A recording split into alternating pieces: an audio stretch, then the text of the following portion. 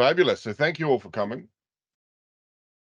Yeah, this is a joint webinar between Microsoft and Intersys. It's about resilience in a cyber world, and it is how to protect charities from cyber attacks. Now, I understand that some of the people we have on today are not in the charity sector.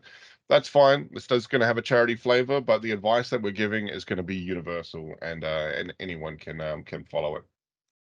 And so some introductions. I'm Mark Kirby. I'm one of the directors at Intersys, and I'm here with Naveed from Microsoft, who I'm going to hand over to now, who's going to tell you a little bit about what Microsoft is doing in the not-for-profit sector.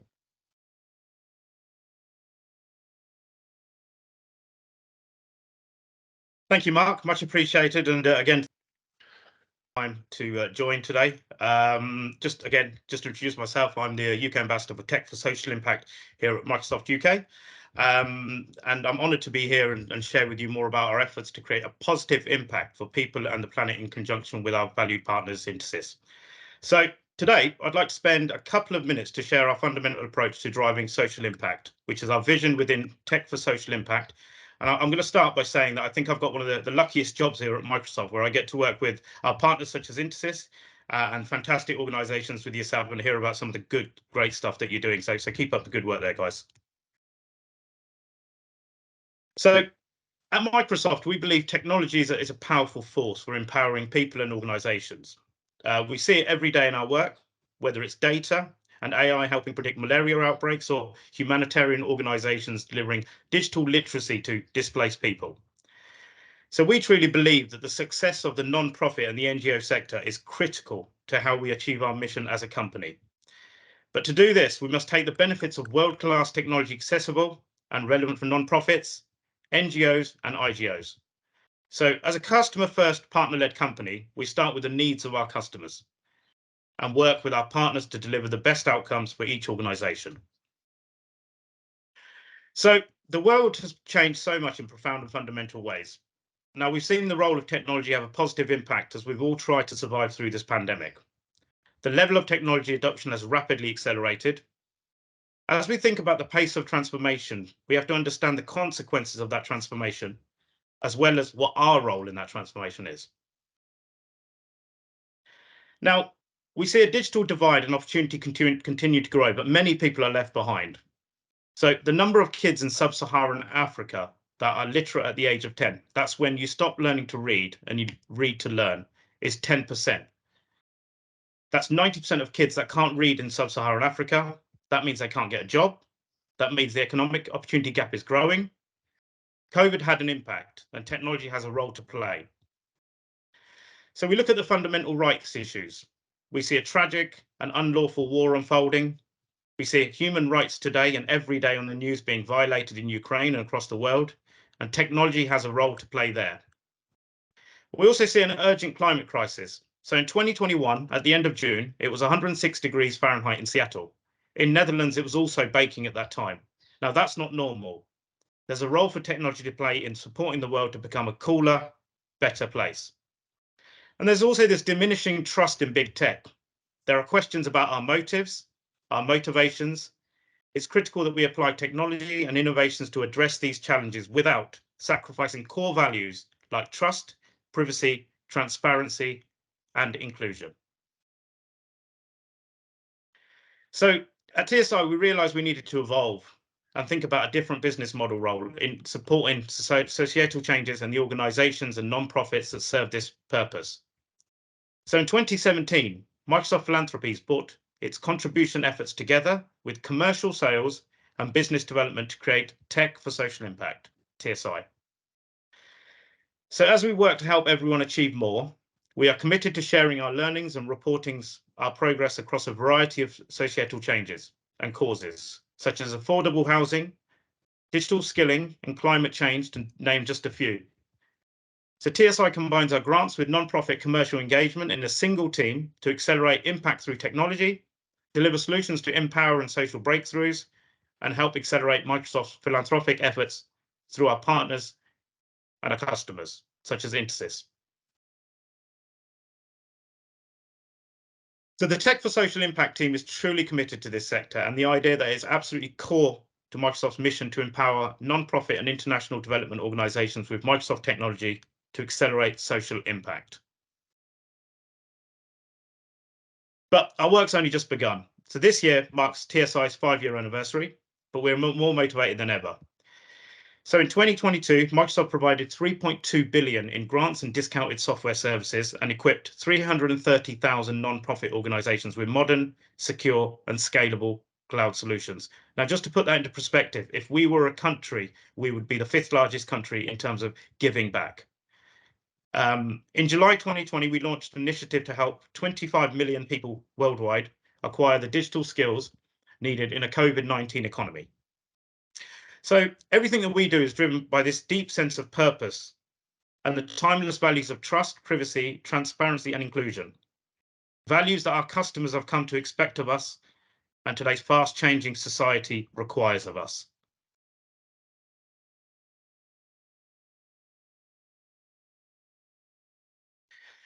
So Microsoft partners are trusted technical architects, system integrators, advisors, and managed solution providers. They have deep technical expertise and proven track record helping customers develop and execute against their digital strategies. It will take about. The system has been with us every step of the way to leverage this foundation to develop even more solutions around the globe.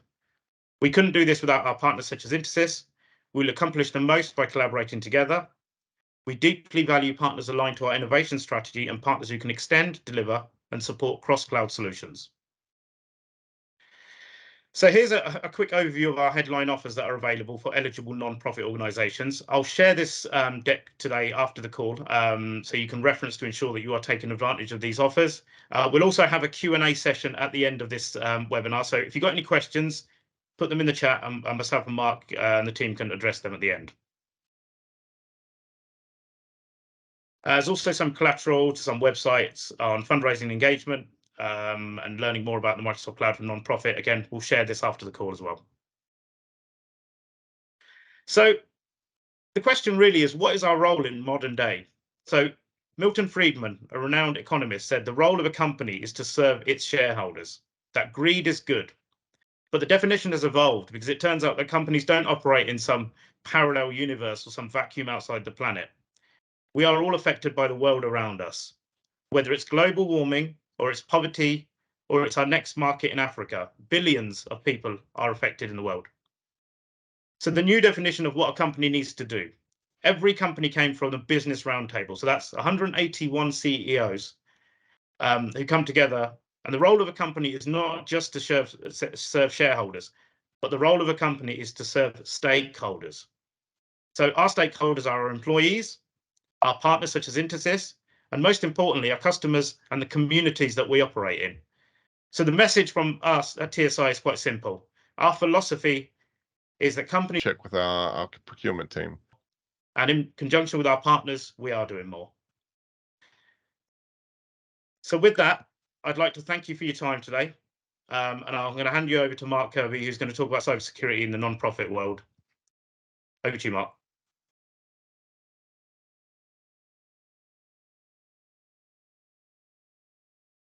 I think you're on mute, Mark. Thanks, mate. It has to happen in every meeting, doesn't it? No At least worries. one person. So thank you, Naveed. It is amazing to see what Microsoft is doing for nonprofits. You know, we work with a lot of different sectors, including charities, and the discounts that you can get from the Microsoft products is amazing. And I'm going to go into that a little bit more later. But first, I'd like to introduce myself. I'm a director at Intersys, and I specialize in IT strategy. I've been working in the IT industry for almost 2 decades, and charities are very special to me because my first real job in the IT sector was actually as an IT manager for a UK-based charity. We were about 100 users and 4 offices over the UK. And so I understand really what it means to deliver IT with a charity's budget. You know, I was expected to perform loaves and fishes type miracles every day. You have to realize that every pound that you're spending is a donation, so you need to maximize the value that you're getting from all your investments.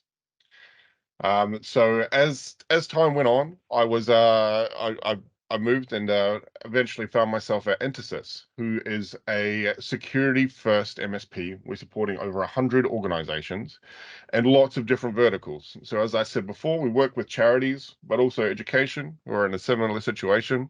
But then we work with companies on the other end of the scale as well. Companies in highly regulated markets, such as pharmaceuticals, fintechs, wealth management, people that are audited by the FCO.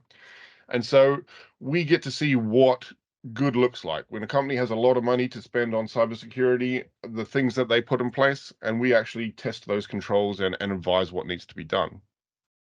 We are a Microsoft solutions partner specializing in modern work, which means essentially the Microsoft 365 and Azure type of things. And I want to talk to you today a little bit about cybersecurity, particularly for charities, because it's something that will often get overlooked, and it really can't be anymore. So these next few slides are taken directly from the NCSC charity report that was released in January this year. The charity sector faces the same cyber risks as the private sector. In fact, that charities are the third most targeted vertical, right behind governments and financial institutions. And that's primarily because charities are seen as soft targets. A charity will feel quite reluctant because every pound is a donation, to spend resources on cybersecurity because they perceive it as potentially not being good value. Um, Charities also have a high volume of staff who work part-time or volunteers. And those of us that work in the industry and have tried to get volunteers to use even the simplest technology know the challenges there, let alone getting them to absorb the cybersecurity procedures and doing things in a secure way. They're always going to be writing down passwords and whatnot. Charities are also more likely to rely on staff using their own devices. You think that I've got a good laptop at home, I may as well bring it in, save the charity having to buy me one. And that can be a good thing if it's managed properly. However, what you are doing there is you're increasing the attack surface. If that laptop that we bring in has a virus on it, potentially you're exposing the charity systems to that virus. And there's some stats there. You can see that 64% of charities support their staff regularly using their own devices, as opposed to 45% of businesses. And finally, the impact of cybercrime on charities can be huge for their reputational damage. And what is a charity if not for the reputation? Um, People see that if you lose money to cybercrime, that's a wasted donation, and it can be very hard to recover from that. Donors will be less likely to invest again, or support again if they think that some of their money is going to criminals. Um, so you don't have to take my word for it. It's just all over the newspapers. Here's something from a couple of months ago. 40 charities had their donor information exposed, including the RSPCA. Charities carry very sensitive data about their donors. So not only your standard, what we call PII, personally identifiable information, so name, address, email address, phone number, all of that stuff, but also they have things like, financial status, ethnicity, potential religious views, depending on what the charity is. And so you have to be really, really careful about how that data is kept and how securely it's stored. So this next headline, more than 2 in 5 charities hit by cyber attacks in the last year. The most popular forms of attacks were phishing-based attacks, so emails. Almost 90% of cyber attacks start through email, but followed by malware and denial of service. So denial of service is an interesting one, and it's often this is when you try to disrupt some function, say the website of a charity, um, for political gain, essentially. And the people that would do this is what we call hacktivists. So this isn't going to be relevant to all charities, but some charities might have people that don't agree with what they're doing and are likely to try to cause disruption. And so that's another reason you can potentially be more vulnerable. Another thing that's interesting from this report was that about 2 in 5 of people surveyed thought that because they were doing more homeworking, the charity was exposed to a higher risk of cyber attack than before. And I fully agree with it. It's a simple.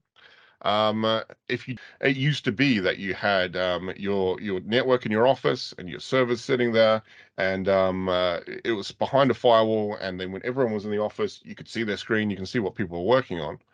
Whereas now, it's moved for the better, I would say, to a more flexible environment where you can access things from everywhere. Stuff is stored in the cloud.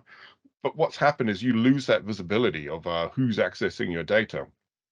And because of that, we have different things to consider within cybersecurity. So it is no longer optional for organizations to ignore cybersecurity. The complexity and the frequency of cyber attacks is increased so much that it's not a fact of if you're going to get breached anymore, you have to work on the assumption that you will be breached. Now, there's a famous quote by the executive chairman of Cisco, who is famous for security devices, and he says there's two kinds of organizations: those that have been breached and those that don't know they've been breached. So, what is it we can do to keep ourselves safe without bankrupting the charities? What we need to do first is we need to know what good looks like. As I mentioned before, with Intersys, my team and I perform in-depth cybersecurity audits against companies with already mature cybersecurity posture. Companies that have had cybersecurity departments for 10, 15 years and have put almost all of the controls in place, and we just come in and test them. These tests can take weeks, cost tens of thousands of pounds. But it's important to first start and know what these look like. So they're based on the NIST framework, which is the National Institute of Standards and Technology. It's an American organization. And feel free to take a screenshot of this. It's a great slide. Um, it represents how we've changed the way that we look at cybersecurity. It used to be we only focused on this protect column. We used to install antivirus, we used to set up firewalls, and then say job's done, cybersecurity is taken care of. And for the large part, it was. Right up until the kind of early 2010s. But now, because the complexity and the frequency of these attacks have changed, eventually, I imagine almost all crime will be cybercrime, as they say. Um, we now need to work on the assumption that there will be that breach. So we need to be able to detect it when there is a breach. How do you know if there's somebody accessing your data right now? It's almost like you need to have sort of a CCTV on who's accessing things. And so you need to be able to detect, and then you need to be able to respond and recover. You need to be able to figure out what was accessed, if something was deleted or encrypted, get it back, communicate to everyone to let know what's happened, and figure out why, close the gaps that allowed that breach to happen. And also looping back around, the identifier is very important. You need to know what your attack surface is. You need to know where your sensitive information is held and how it's held and how people can potentially access it. And then you go back to protect and put those controls in place. So as I said, this is what good looks like, and we can spend a long time going through all of these things, checking policies, checking procedures. But the fact of the matter is, it's while it will be great to get all organizations that we work with up to the same level, it's really just not feasible. So it was important to simplify and streamline and make this sort of process accessible for organizations on a budget, and at least let them know where to start with their gaps. And so before I was in IT, I actually studied in psychology. And when I was thinking about this, I remembered another symbol for developmental prioritization. And this is something you're probably familiar with. It's Maslow's hierarchy of human needs. Now, this is fantastic, and I loved it when I was introduced to it in school. Um, the concept is you can't move up the pyramid until you've satisfied the levels below. So there is no point in looking to improve your self-esteem when you're drowning. And likewise, not everyone is operating on the top level, at least not all the time. but it is the aim, and you need to know the step that you are to be able to help progress up the levels. And so off the back of that, I've created a cybersecurity hierarchy of needs. And it's based on the same levels. Looking at the bottom here, each technology or each element um, represents what you should have at every particular level. So if we look at the bottom layer, the foundation, these are the very basic things that you need to have in place. And we're going to go into detail about that bottom level in a minute. But this is what you really want to do before you can move up the pyramid and start looking at more complex things. We're not going to touch on it much, but for those of you that are interested about what's on the top of the pyramid and the zero trust level, the functions there are continuous vulnerability scanning, so the ability to be able to continually monitor your environment for applications or ports that are open or anything that's got new vulnerabilities to it.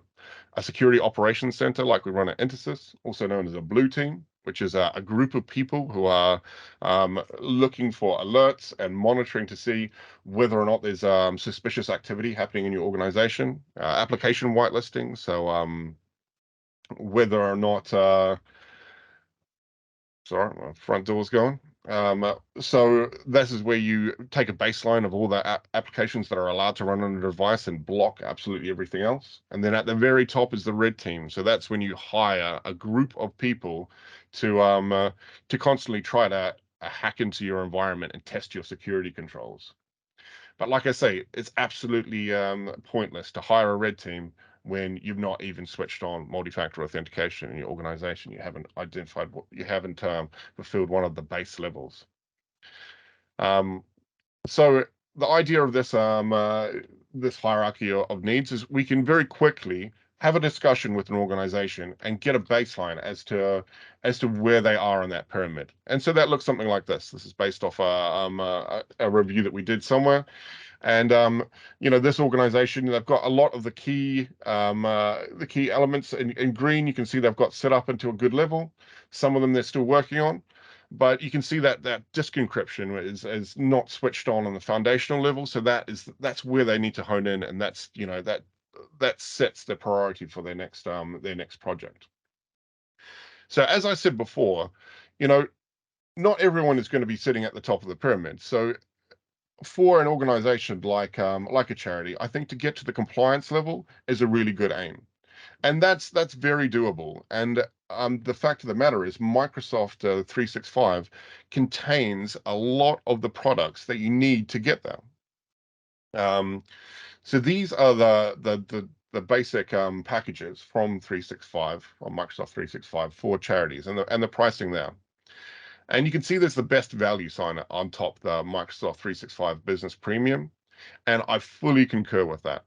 There is so much extra included in 365, particularly around cybersecurity and like infrastructure management, that you really got to think about. If you're not on Business Premium, why not? Because chances are you're probably paying for something else that's included in that. Microsoft 365 comes with an antivirus. So if you've got the standard and you're paying an extra £3 to another company for an antivirus, you're much more better off getting the business premium because of all the rest that it comes with as well. And so for the rest of this presentation, I'm going to go through the foundation layer of that cybersecurity pyramid and show you some of the tools that you probably already pay for that you can use to achieve those to get good in those bottom areas. So talking about identity protection. So this is the first and really most important one. Um, secure password policy. Now, this is probably something you've all heard before. You need to have at least 10 characters. And if you have that, count yourself lucky. I think we have 18. And there should also be complexity requirements. So complexity requirements are not just having a capital letter, a number, and a symbol, but also things like it shouldn't be your name, for example, or it shouldn't be things that you've used before. Multi-factor authentication. Now, implementing multi-factor authentication is the single best thing you can do for securing your organization. But the important thing is that it is applied to all accounts. I know from experience that it can be very hard to get, particularly CEOs involved in multi-factor authentication, but they are the ones that's going to be targeted the most. And so absolutely all accounts, and also for all applications. So not just your Microsoft 365, but if you've got another program that you use to manage your donor, or a CRM or something along those lines, check to see if you can enable multi-factor authentication on that. For those of you that don't know what multi-factor authentication is, it's something you have and something that you know. So something that you know is your password. Something that you have is usually your phone. So if you'll get a text message with a code that you've got to enter in, or there's an app that that allow access. And all of this is included with Microsoft Entra, which was what used to be called Active Directory or Azure Active Directory. Um, all of this you can do completely. Now, the last thing about identity protection is you need to have unique accounts for each person, individual usernames, no shared accounts. And I know with volunteers, it can be very tempting to just have volunteer 1, volunteer 2, volunteer 3. However, if something happens to those accounts and they're compromised, it's very hard for you to track back and to see what happens. It's hard for you to audit what's happening there. And also, you're much more likely to have that password leaked because, it could be written down on a bit of paper, or shared via someone else's email or something along those lines. Okay, so moving on, and this is also a classic one, data backup. Everyone knows that you need to routinely back up your critical data. So not only the shared documents, but also your personal documents as well. And you shouldn't be backing it up to the device that, well, you shouldn't have a backup on the device that you're backing up. I know that sounds obvious, but I've certainly been called into a lot of organizations that, they've had their server go down, and you ask them where the backup was, and they said, well, it was on the server. So they didn't have a backup. Um, OneDrive is fantastic for this, and this is included in all levels of the 365 package. You get up to 1 terabyte of storage per person, and it will automatically back up your My Documents folder, your desktop, and your pictures. And so, there's absolutely no reason you shouldn't have that on everyone's PC. But then you also can use the Azure backup. Now there is an offering from Microsoft, a free amount of storage for, well, not storage, but a free amount of credits for charities, and so you can use that to back up your sensitive data that are on servers or anywhere else. You want to keep your backups for at least 90 days. And if possible, you want to have something that's offline. And so what that means is if you have it backed up to a device which is unplugged. The reason that happens is sometimes if you get a ransomware or a malware attack, the first thing it does is actually it sits destroying your backups or encrypting your backups, and it will not actually activate until it knows that you probably don't have a good backup rating. So if you've got something offline, you know that it can't be compromised. So the next thing is disaster recovery testing. So this is where you actually test the backups. And once again, I've been called into so many organizations that they thought that their backups were going well, but then they lost some critical data, and then they realized that critical data wasn't included within the backup, or maybe the backup was reporting that it was working, but there was some issue with it, and so it wasn't. So I would recommend testing your backups and performing a real life scenario where we'd have to recover the data at least once a year. Once a month would be even better. Moving on to the next one, patching and updating, also incredibly important. If you've got your mobile phones, your computers, your network devices, all of these things will be getting security updates all the time. So all of you are probably watching from your computer now, so I would recommend just clicking on Start, typing Windows Update, and just check to see to make sure that you're up to date. Critical patches need to be installed within 7 days. Non-critical should be installed within 30 days. If you haven't updated in longer than that, you need to have some serious words with your IT department because you are leaving yourself vulnerable to attacks. Likewise, as I mentioned before, network devices. So these often get overlooked, but firewalls, switches, access points, network attached storage, all of these things will have regular firmware releases, and they should be checked at least once a month for these updates. Moving on to endpoint protection. So this is your traditional antivirus, now often called EDR, endpoint detection and response. Now, the majority of antiviruses, they get an update every day because there are new viruses getting released every day. And so they should automatically update when you switch on your computer.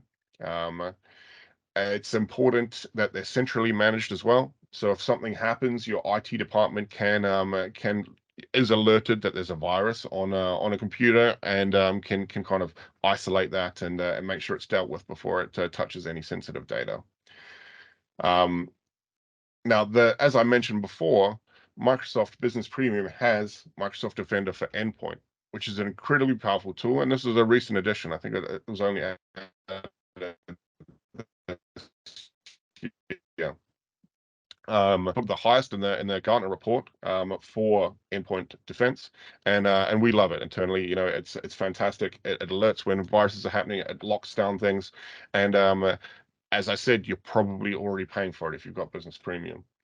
The other thing that's quite important about endpoint protection is a local firewall. So if you're working in a cafe or an airport on the public wireless, the local firewall will do some protection against other devices looking at your network. Now, personally, I would never recommend using a public Wi-Fi. I mean, everyone carries a phone around with them, and those phones you can usually hotspot off, and that's your own private network. It's a lot more secure. So, yeah, hotspot wherever possible. Public Wi-Fi is very bad. Moving on, so email filtering. As I mentioned earlier, more than 90% of cyber attacks start with an email. And so you want some way of being able to scan these emails for malicious content, either for viruses or for dodgy links, or if they're trying to impersonate one of your key staff. And so Microsoft Defender for Office 365, not to be confused with for Endpoint, provides that for you if you've got that configured. Once again, that's included with the Business Premium pack.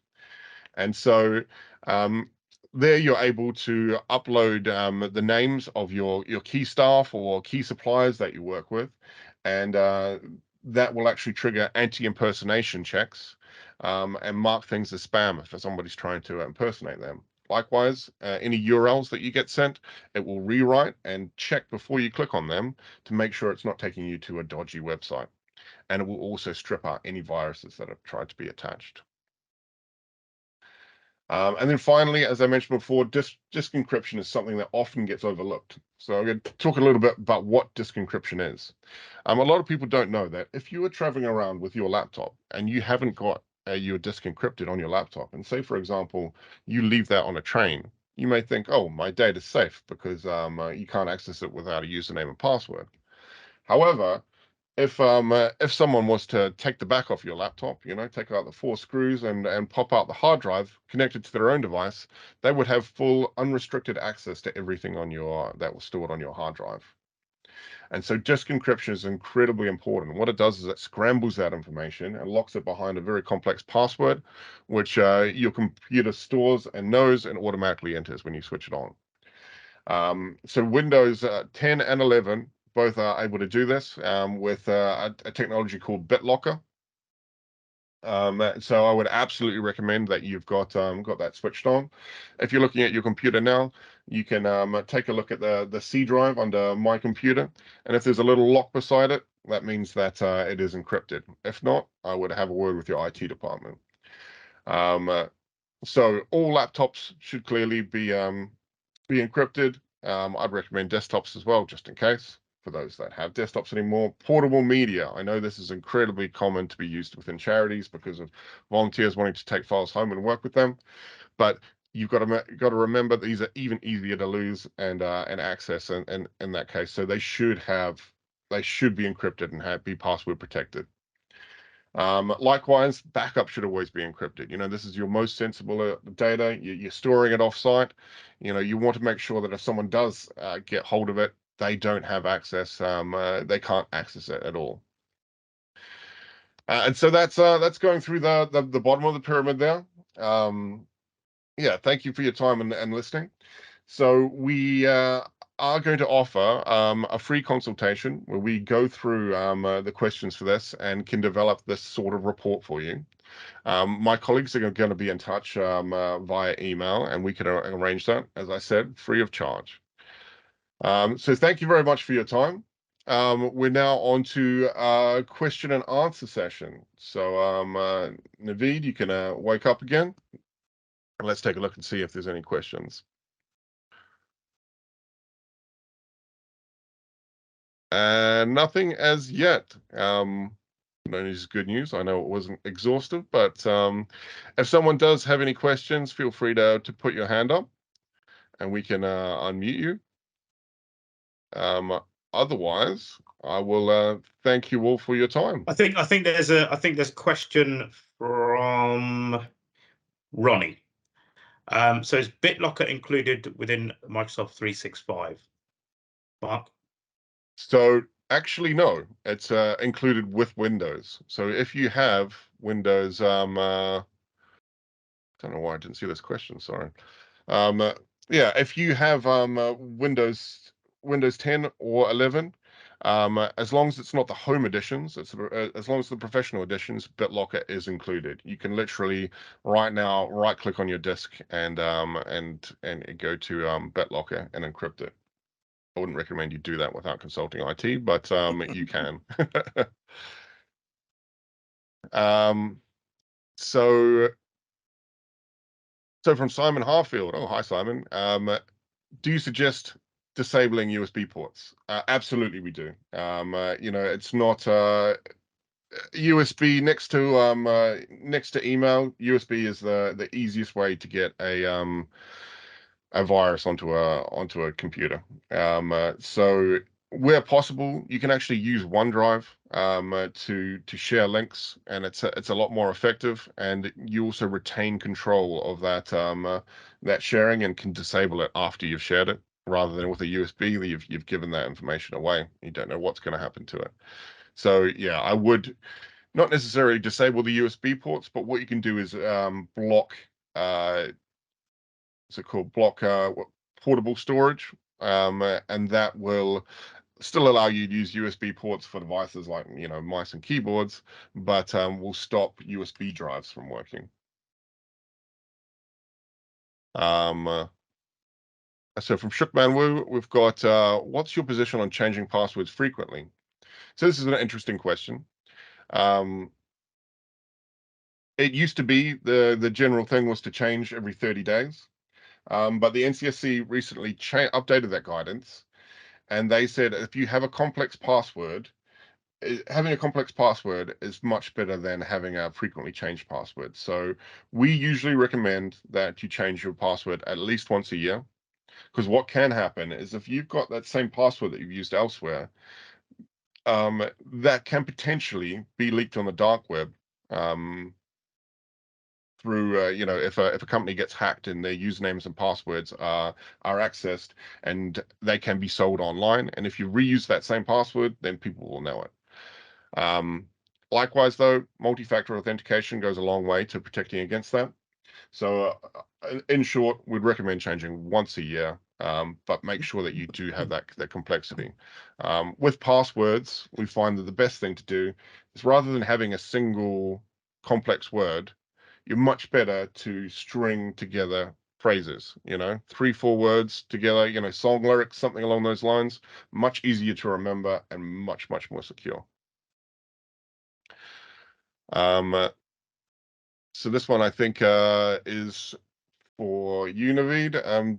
Do the same discounts apply to colleges? No, so education, healthcare is not included in non-profit. So that would there was historically a blurred line between education, healthcare, and non-profit, but it's non-profit only. So registered UK charities. So yeah, that wouldn't be included in that, unfortunately. There is a question in chat as well. A couple of questions there, Mark. You might just want to check that in the chat. Absolutely.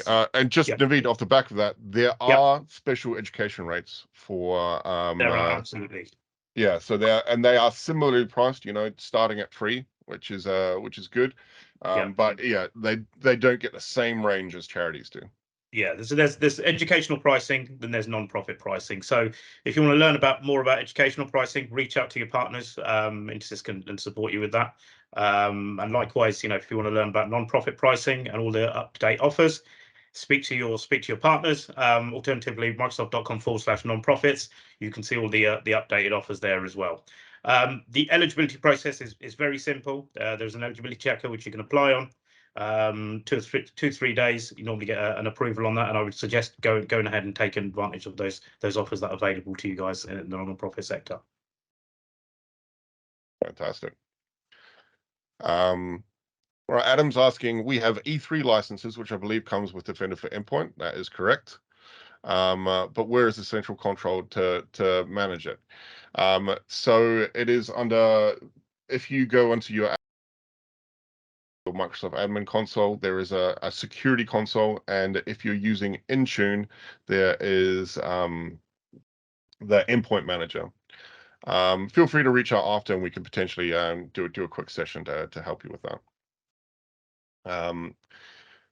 Jimmy asks, do you provide a service to assess charity IT security and create a plan to address vulnerabilities? And yes, absolutely. As I suggested, one of the things off the back of this, we are offering a free consultation to go through that cybersecurity hierarchy and create a report for you. Now, clearly, it's only going to be a verbal exercise. So we're trusting you to be honest, but it will take about an hour and give you a really good idea of where you want to start. Excellent. I'm just looking if I've missed anyone. Faye, how do we know if we are getting discounts? Do you know if Microsoft have records for this, or can we check with our procurement team? That's a good question. Yeah. So I think once you've applied and you've been approved, and you're working with a partner, that they should be giving you the discounted rates on the licenses and the grants that are available. We obviously do have the ability to check if you guys are getting those discounts as well. But in the first instance, as I said, I would reach out to your partner that you're working with. And if you're not working with a partner at the moment, I would urge you speaking to Intersys and working with these guys. Thanks, Naveed. Just looking at the chat as well, a couple of things in there. So is BitLocker included? So as I said before, so it's included with Windows 10 and 11 professional editions. It's not part of 365, but there is no additional cost if you've got the Pro license. So from Matthew says, did you say EDR was included with business premium licenses? We've got license been quoted a few thousand for it. So it is included. There are two phases of it. There is Defender for Endpoint Plan 1 and Defender for Endpoint Plan 2. Defender for Endpoint Plan 2 is not included in business premium, but it has some additional functionality that you may not necessarily need. Defender for Endpoint is enough for a basic EDR solution for your device. But yeah, there is some benefits. So I imagine that if you're getting quoted for something, it is Plan 2. Great. And Robert says, I have a desktop computer that was encrypted with BitLocker by a previous employee. He left and the password was lost. How can I restore access to it?